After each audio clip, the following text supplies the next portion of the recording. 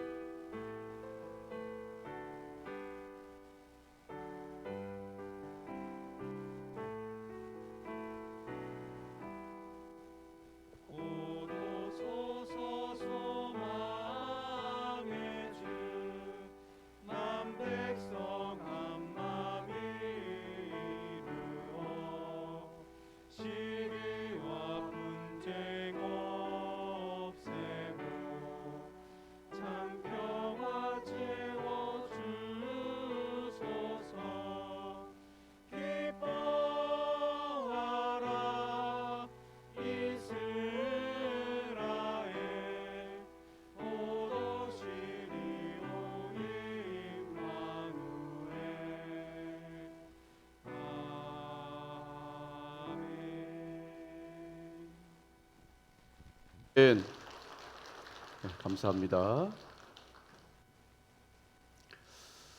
여러분의 가족을 바라볼 때에 어떠한 눈으로, 어떠한 마음으로 바라보시는지 모르겠습니다. 여러분의 가족을 바라볼 때에 가족이 천사처럼 보이시나요? 아니면 마귀처럼 보이시나요? 여러분의 가족을 바라볼 때에 평생 은인처럼 보이시나요? 아니면 평생 왼수처럼 보이시나요? 여러분들이 아침에 일어나서 하루를 시작하면서 우리 가족을 바라볼 때에 오늘이 마지막 날이라고 생각하면 여러분들의 마음이 어떨까요? 하루 아침을 시작하면서 아내와 남편을 서로 바라보면서 내가 당신을 보는 마지막 날이다 이렇게 생각하면 어떤 마음이 들까? 부모와 자녀들이 함께 아침을 시작하면서 우리 부모를 그리고 자녀를 내가 마지막으로 보는 시간이다 그렇게 생각이 들면 어떤 마음이 들까? 형제와 자매들이 서로 가정 안에서 살면서 아침을 또한 시작하면서 우리가 형제와 자매를 보는 것이 내 삶의 마지막이라고 생각할 때에 어떤 마음이 들까? 하루를 생활하고 저녁에 죽지 않고 살아 돌아와서 함께 만날 때에 그 기쁨이 얼마나 클까? 아침에는 마지막인 줄 알았는데 이렇게 다시 만나게 되다니, 아마도 정말 그 마음은 굉장히 애틋한 이와 같은 마음이 되리라고 봅니다. 이와 같은 마음으로 하루하루를 산다면 우리 가족이 얼마나 행복할까? 얼마나 감사할까? 그리고 하나님 앞에 얼마나 감사하며 또한 살아있는 내 가족, 함께하고 있는 내 가족에게 얼마나 감사하는 마음이 들까 하는 것이죠. 여러분, 이와 같은 마음으로 사시길 바랍니다. 이와 같은 마음으로 하루하루를 사는 여러분의 삶이라면 정말 행복한 하루하루가 되게 될 것입니다. 교회 안에서도 마찬가지입니다. 그동안 함께 신앙생활하던 성도, 내 옆에서 함께 그동안 예배드렸던 성도들이 내가 마지막으로 보는 성도다 생각하면 그 성도들이 얼마나 귀하게 여겨질까? 오늘도 하나님 앞에 나와서 우리가 이렇게 예배를 드리고 있는데, 이렇게 예배를 드리는 것이 내 삶의 마지막이라고 생각한다면 얼마나 그 예배가 소중할까? 그리고 오늘 이렇게 하나님의 말씀을 듣게 되는데, 그동안 담임 목사로부터 말씀을 들었는데 오늘 담임 목사를 보는 것이 마지막이고, 담임 목사의 말씀을 듣는 것이 마지막이라고 생각하고 하나님의 말씀을 사모한다면 그 말씀이 얼마나 달콤하고 귀할까? 오늘도 우리 믿음의 사람들이 이와 같은 마음으로 하나님의 말씀을 받고 예배 생활하고 성도를 생각한다면 아마 우리의 하나님의 교회는 날마다 하나님의 사랑과 은혜가 넘쳐나는 이와 같은 하나님의 교회가 될 줄로 믿습니다. 이와 같은 가정, 이와 같은 교회 누가 만들겠습니까? 여러분들이 만들어 가야 되고, 우리 함께 만들어 가야 되고, 우리가 함께 있는 그곳에 우리만 있다면 문제성의 가정과 교회겠지만, 그곳에 주님께서 함께 하시니까 그곳이 하나님의 천국과 하나님의 기쁨을 누리는 귀한 공동체가 될 줄로 믿습니다. 여러분의 가정이 하나님의 교회가 이와 같은 가정과 교회가 되시길 주님의 이름으로 축복합니다. 오늘 본문의 시인 시편 4편은 저녁의 시다 그렇게 말합니다. 이스라엘 백성들이 하루 동안 굉장히 힘들고 고단한 이와 같은 생활을 하다가 다시금 집으로 돌아와서 저녁에 이 말씀을 묵상하면서 하루를 마쳤다고 그래요. 시편 4편의 배경의 말씀을 보니까 이 배경의 말씀이 사무엘하 15장에 나와 있는 이와 같은 내용입니다. 다윗이 아들 압살롬과 그 주변에 있는 신하들의 배반에 의해서 이렇게 쫓기는 신세가 됩니다. 왕궁에서 쫓겨나서 예루살렘을 빠져나간 이와 같은 상황 속에서 이와 같이 되어진 상황인데, 그 상황을 30절에 보니까 이렇게 말합니다. 다윗이 감람산 길로 올라갈 때에 그의 머리를 그가 가리고 맨발로 울며 가고, 그와 함께 가는 모든 백성들도 각각 자기의 머리를 가지고 울며 올라가니라 그랬습니다. 다윗과 추종자들이 얼마나 다급하게, 얼마나 부끄럽게 도망가는지, 그 머리를 가리고 그리고 맨발로 울면서 도망갔다 그렇게 표현을 내놓고 있습니다. 그리고 그 도망가는 모습을 볼 때에 그 대적자들이 조롱하면서 비난하는 모습을 볼 때에 이 다윗의 심정이라고 하는 것은 말할 수 없는 고통과 찢어지는 이와 같은 심정이 있었던 것이지요. 이와 같은 상황에서 다윗은 그들과 맞대응하지 아니하고 그들을 향해서 상대한 것이 아니라 하나님 앞에 믿음으로 기도하는 것을 볼 수 있고, 어떠한 상황 속에서도 우리 전능하신 하나님이 나와 함께 하시고 오늘 전능하신 하나님이 나와 동행하신다면 그분께서 다시금 회복의 은혜를 베풀어 주셔서 다시금 하나님의 놀라운 역사를 이루실 것이라는 믿음을 가지고 하나님을 찬양하고 영광 돌리는 것이 바로 시편 4편의 말씀이라고 그렇게 볼 수가 있습니다. 그래서 본문이 시편 4편의 앞부분의 말씀을 간단히 살펴보면 1절에 보니까 다윗은 그동안에 자기가 체험한 하나님, 내가 만난 하나님, 그 하나님이 어떤 하나님인가를 다시 한번 상기하면서 그 하나님께서 나를 권능의 손으로 건져주시길 위해서 기도하는 부분이 나와 있고, 2절부터 5절 말씀에 보면 대적자들에 대해서 경고하고 회개를 촉구함과 동시에 다윗 자신의 믿음의 용기를 강하고 표현하고 있는 것을 보게 됩니다. 그리고 바로 이어서 6절 말씀이 시작됩니다. 6절 말씀을 우리 함께 읽겠습니다. 시작. 여러 사람의 말이 우리에게 선을 보일 자 누구냐 하오니 여호와여 주의 얼굴을 들어 우리에게 비추소서. 아멘. 다윗과 더불어서 생사를 고락을 함께했던 이와 같은 추종자들이 그동안 되어진 것을 쭉 생각하고 그리고 지금 상황을 생각하고 앞으로를 생각하니까 너무나 기가 막힌 거예요. 그러면서 탄식하면서 얘기를 합니다. 뭐라고 얘기를 합니까? 6절 전반절을 보니까 여러 사람의 말이 우리에게 선을 보일 자 누구냐 이렇게 말합니다. 지금 이렇게 우리가 고난을 당하고 있는데 이 고난 속에서 우리를 건져주겠는가? 이와 같은 압제 속에서 이와 같은 고통 속에서 있는데 누가 우리를 이곳에서 구원할 수 있겠는가? 우리가 고난 당할 때 주님은 도대체 어디 계신 것인가? 우리의 이 고난을 알고나 계신 것인가? 거기에 대해서 너무나 탄식하는 마음으로 부르짖고 있습니다.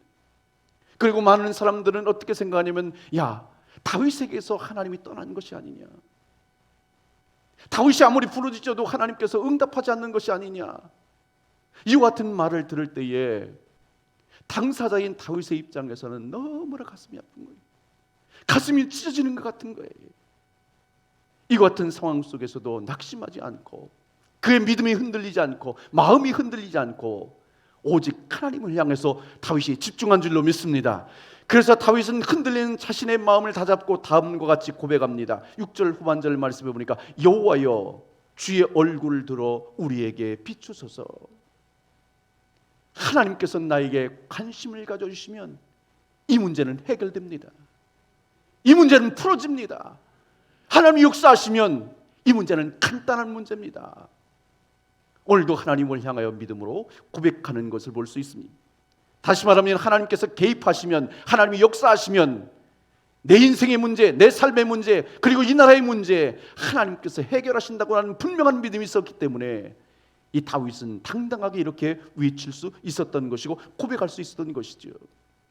특히 이 말씀은 당시 이스라엘 백성들이 예배를 드릴 때마다, 제사를 드릴 때마다 바로 제사장들이 선포했던 말씀이기도 합니다. 민수기 6장 24절부터 27절 말씀 보니까 여호와는 네게 복을 주시고 너를 지키시길 원하며 여호와는 그의 얼굴을 네게 비추사 은혜 베푸시길 원하며 여호와는 그의 얼굴을 네게로 향하여 드사 평강 주시길 원하노라 할지니라 하라.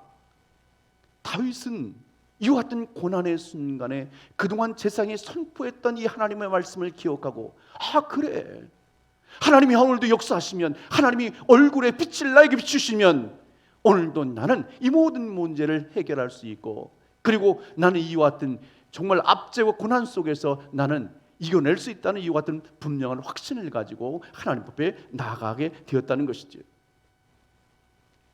지금 여러분의 삶은 어떻습니까? 고난 가운데 있습니까? 어려운 가운데 있습니까? 말로 표현할 수 없을 만큼 고통스러운 순간을 보내고 있습니까? 여러분도 이와 같은 기도를 하시길 바랍니다. 여호와는 내게 복을 주시고 너를 지키길 원하며 여호와는 그의 얼굴을 내게 비추사 은혜 베푸시길 원하며 여호와는 그의 얼굴을 내게로 향하여 드사 평강 주시길 원하노라. 여러분 여기에다가 여러분 한번 내게라고 하는 말에 여러분의 이름을 넣어서 한 번 더 고백해 보시길 바랍니다. 한번 고백하겠습니다. 시작. 여호와는 민재에게 복을 주시고 민재를 지키시길 원하며 여호와는 그의 얼굴을 민재에게 비추사 은혜 베푸시길 원하며 여호와는 그 얼굴을 민재에게로 향하여 드사 평강 주시길 원하노라. 할렐루야. 이 시간 다시 한 번 더 주의 종 여러분들을 위하여 선포합니다. 주 예수 그리스도의 이름으로 여러분에게 복이 임하여 주시길 축복합니다. 하나님께서 지켜주시길 축복합니다. 은혜 주시길 축복합니다. 평강 주시길 축복합니다. 이 시간도 여러분의 삶의 현장 속에, 가정 속에, 일터와 사업장 속에 하나님께서 이와 같은 특별하게 돌봐주신 하나님의 은혜, 주께서 여러분에게 머리를 드사 여러분들을 향하여 드시고 관심을 가져주시고 역사하신 하나님의 손길을 통해서 여러분의 삶의 모든 문제들이 예수의 이름으로 풀어지는 놀라운 역사가 여러분의 삶 가운데 있으시길 주님의 이름으로 축복합니다. 7절 말씀을 보겠습니다. 7절 우리 다시 한 번 더 읽겠습니다. 시작. 주께서 내 마음에 두신 기쁨은 그들의 곡식과 새 포도주가 풍성할 때보다 더하니이다. 아멘. 여러분, 사람은 누구나 없이 기쁨으로 살길 원합니다. 그래서 기쁨을 누리기 위해서 이것도 해보고 저것도 해보고, 어떻게 보면 우리가 아침부터 저녁까지 이와 같이 열심히 일하고 뛰는 그와 같은 것은 기쁨을 누리기 위해서 뛴다, 그렇게 볼 수가 있습니다. 그렇다면 이와 같은 힘들고 어려운 상황 속에서 우리가 정말 참 기쁨을 누리며 살고 있는가? 제 주변에 보면 기뻐하는 사람보다도 어려운 사람들이 더 많습니다. 고난당하는 사람들이 많습니다. 우울해하는 사람들이 많습니다. 이와 같은 것을 보면 참 기쁨이 우리의 삶 가운데 없구나. 정말 있다면은 그 많은 사람들이 더 기뻐하고 감사하며 살아갈 텐데, 주변에 이렇게 돌아보면은 이렇게 많은 사람들이 이와 같은 삶을 살지 못하는 것을 보면, 참 기쁨이 이 세상에는 없구나. 이 세상에서 주는 것은 참 기쁨이 아니구나 하는 것을 깨닫게 됩니다. 오늘 본문에 보면 두 가지 기쁨이 나옵니다. 하나는 세상이 주는 기쁨이 있고, 하나님께서는 하나님이 주시는 기쁨이 있다 그랬습니다. 세상이 주는 기쁨을 보면 7절 중반절 말씀이니까 곡식과 새 포도주가 풍성할 때다 그랬습니다. 곡식과 새 포도주가 풍성할 때, 고대 농경 사회 속에서도 추수를 하는 것이 얼마나 큰 기쁨이었습니까? 그것도 많은 수확을 할 때는 그만큼 더 풍성한 기쁨이 있었겠지요. 오늘날도 별반 다르지 않습니다. 농사를 짓는 분들의 가장 큰 기쁨이 어디 있을까요? 1년 내내 수고한 것이 마지막에 거둬들일 때, 그 추수할 때 기쁨이 가장 크다는 것이죠. 그것도 아까 말씀드린 것처럼 더 풍성한 축복과 소출을 올렸을 때 그 기쁨은 말할 수 없이 기쁠 것입니다. 오늘 세상이 주는 기쁨도 이와 같은 기쁨이 오늘 우리에게 있습니다. 여러분, 오늘날 세상 사람들은 눈에 보이는 것으로 기뻐하는 것을 보게 됩니다.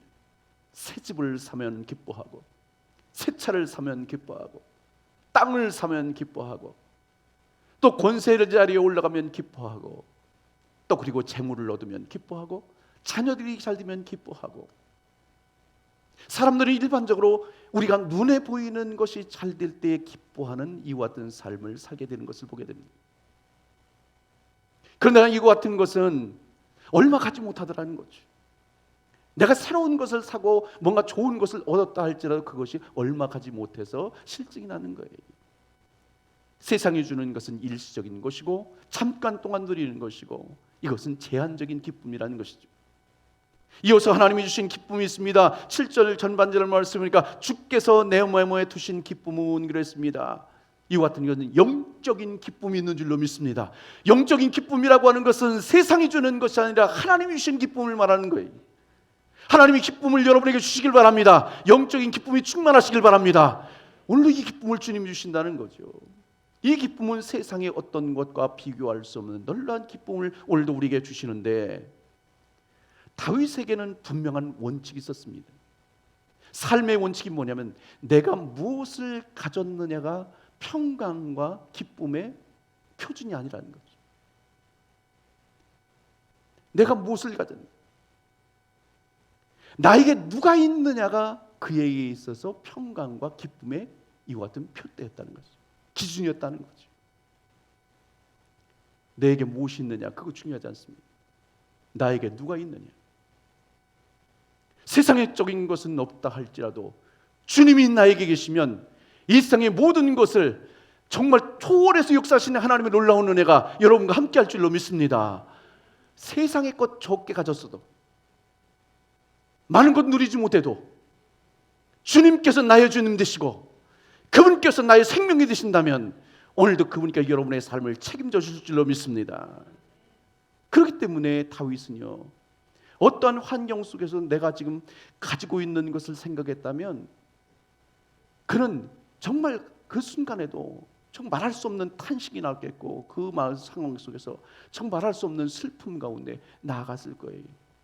이곳에 굴하지 않고 나에게 계신 분 주님을 생각하면서 믿음으로 승리한 줄로 믿습니다. 그러므로 성도의 기쁨은 세상적인 기쁨과 차원이 다른 겁니다.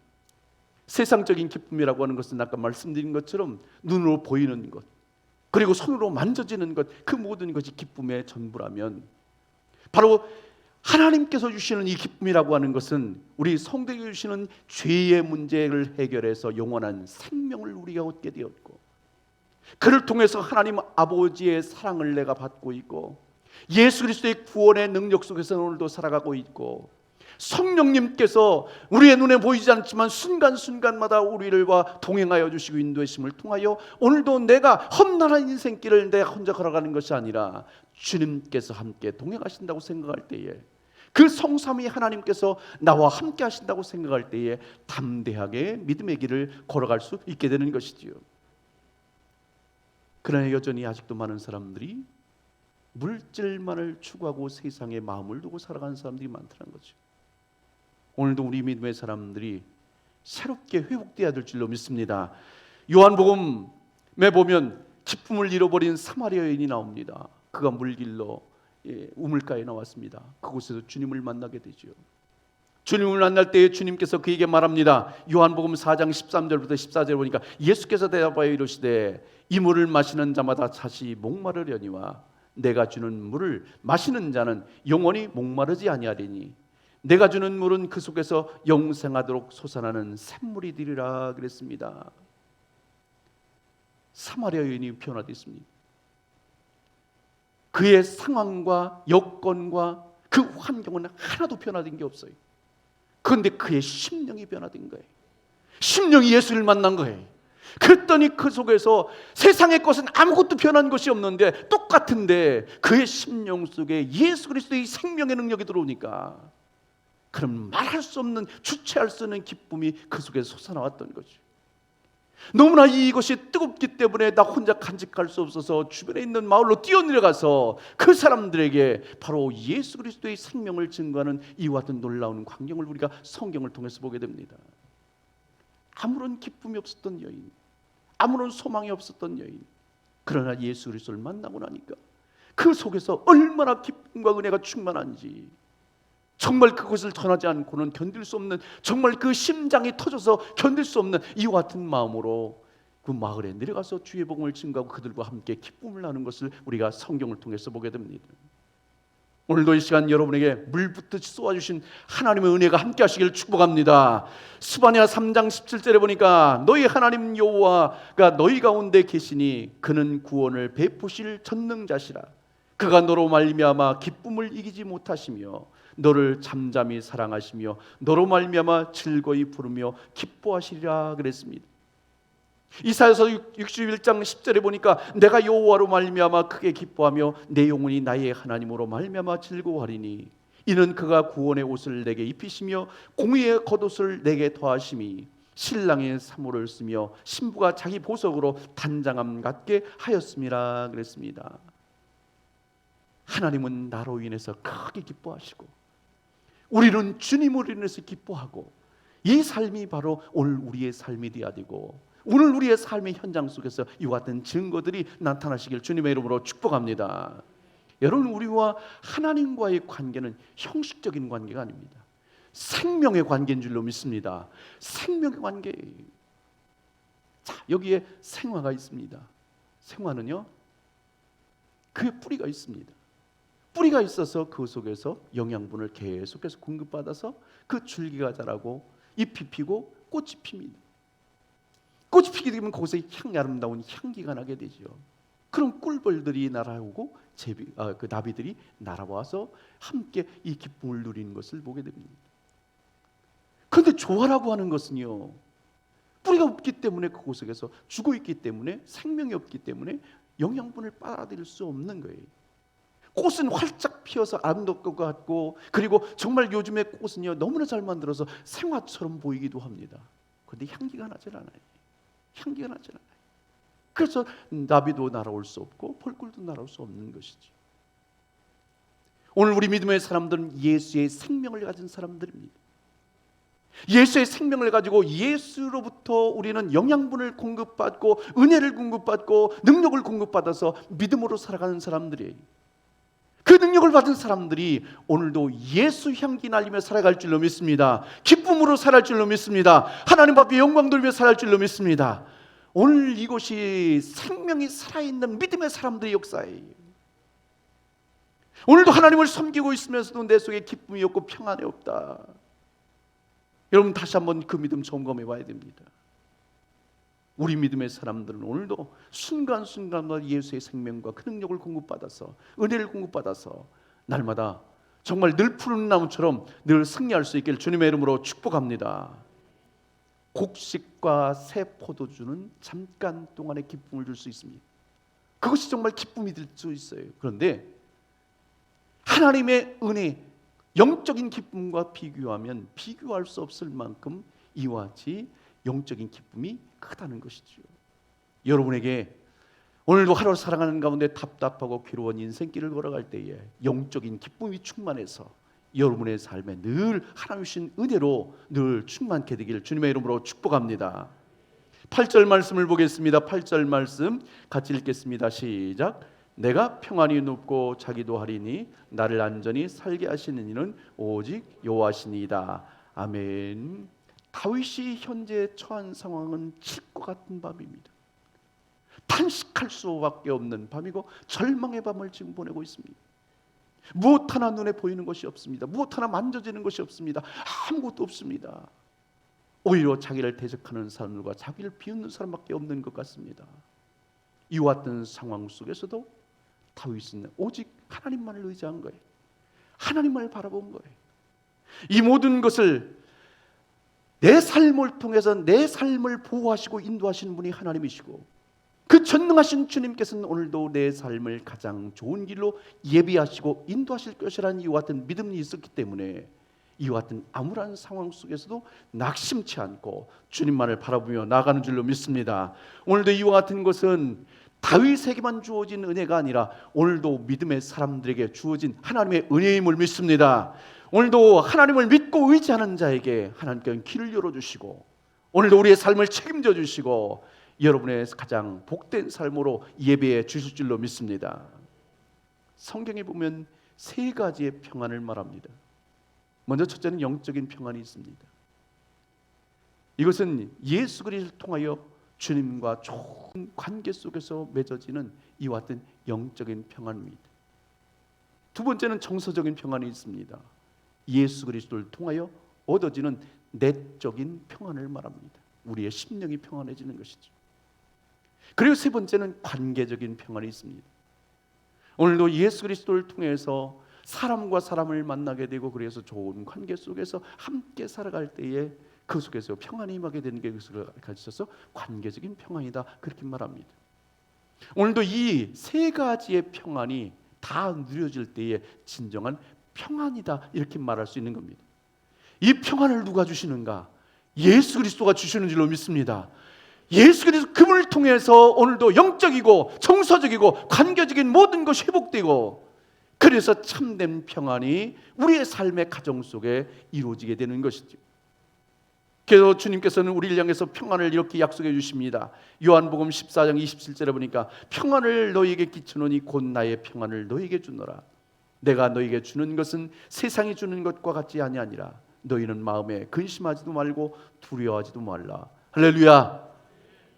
우리 다시 한번 8절 말씀을 다시 한번 더 읽겠습니다. 8절 시작. 내가 평안히 눕고 자기도 하리니 나를 안전히 살게 하시는 이는 오직 여호와시니이다. 아멘. 8절 후반절에 오직 여호와시니이다. 오직 여호와시니이다. 오직 여호와시니이다. 할렐루야. 오직이라고 하는 것은 뭐예요? 한 분밖에 없다는 것. 여기도 저기도 이 사람도 저 사람도 아니라 오직 한 분, 우리 주님만이 오늘도 유일한 주님이신 줄로 믿습니다. 우리의 삶의 주인인 줄로 믿습니다. 생명을 주관하는 줄로 믿습니다.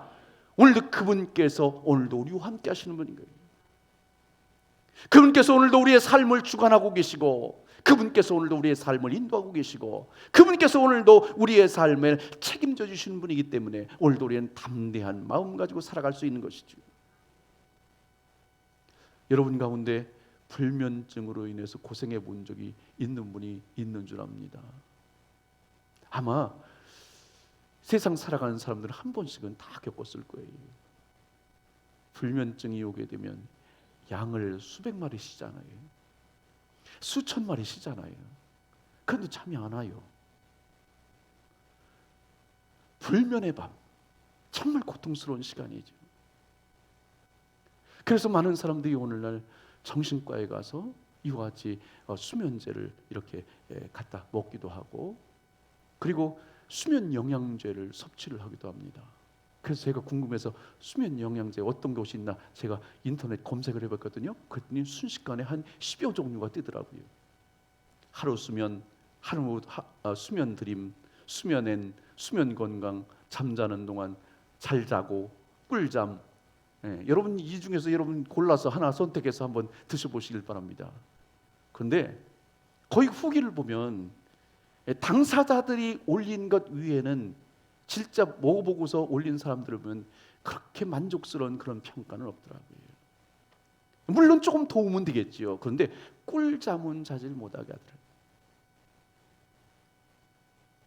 여러분 단잠 자길 원하신다면 오직 주님만을 바라보시길 바랍니다. 의지하시길 바랍니다. 그분께서 인생의 모든 문제를 책임지고 계신다.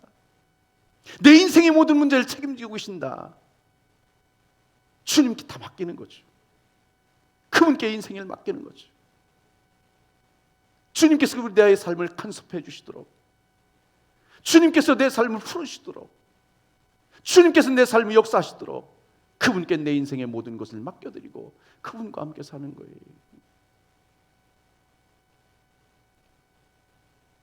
시편 127절 후반절에 보니까 여호와께서 그 사랑하시는 자에게 잠을 주시는도다 그랬습니다. 그러면 하나님이 나를 사랑하지 않나? 왜 나에게 잠을 안 주지? 또 여러 가지 이유가 있을 거예요. 그거는 제가 따로 말씀을 드릴 수 없어요. 분명한 이유가 있습니다. 그건 개인적인 또 사유가 있기 때문에 제가 더 깊이 말씀을 드릴 수 없어요. 그런데 분명한 것은 하나님이 그 사랑하는 자에게 잠을 주신다는 거예요. 자, 사도행전 10장에 보면 헤롯 왕이 야고보를 죽이고 그리고 그 다음 날 베드로를 죽이려고 예정을 해놓고 있습니다. 베드로가 붙잡혀서 감옥에 갇혀 있습니다. 군사들이 자코를 채우고서 그 옆에서 지키고 있습니다. 베드로의 입장에서는 뭐예요? 내일 죽을 몸입니다.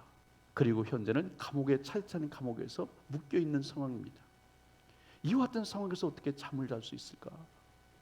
성경을 보니까 잠을 잤다는 거예요. 어떻게 잠을 잘 수 있을까? 여러분 같으면 잠을 자겠습니까? 눈이 시뻘겋게 돼가지고 내일 걱정하면서 그 밤잠을 이루지 못했을 거잖아요. 그런데요, 베드로는 잠을 잤다 그랬어요. 베드로가 어떻게 이렇게 할 수 있었을까? 베드로가 주어진 상황과 환경과 여건을 바라봤다면 절대 잠을 잘 수 없죠. 눈으로 보는 거에 다 잠잘 수 없는 상황인데, 근데 아까 말씀드린 것처럼 내적인 평안이 있었던 거예요. 하나님이 주신 평안함, 전능하신 하나님께서 오늘도 나의 인생을 붙잡고 있고 내 삶을 붙잡고 있고 내 삶을 책임져 주신다는 분명한 이와 같은 믿음이 있었기 때문에 그 믿음으로 평안한 잠을 누릴 수 있었다는 것이죠. 오직 예수, 오직 예수, 오직 예수.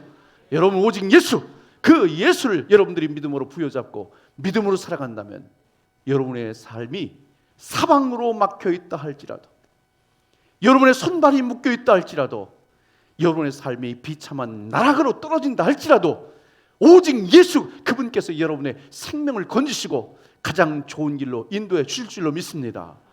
그것이 바로 예수 믿는 사람들의 특권 아니겠습니까? 이것이 바로 하나님을 섬기는 자의 특권입니다. 이와 같은 은혜와 평강이 여러분에게 늘 있으시길 주님의 이름으로 축복합니다. 기도하겠습니다. 이 시간 우리 함께 기도하며 나아갈 때에